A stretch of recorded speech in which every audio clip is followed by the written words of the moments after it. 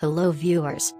Welcome back to my channel. Today I am sharing fancy dress mango costume tutorial for parents who want their kids as mango as national fruit of India in fancy dress competition. Hope you will enjoy the video. Please like and share the video, and those who haven't subscribed yet, please do subscribe my channel and don't forget to press bell icon.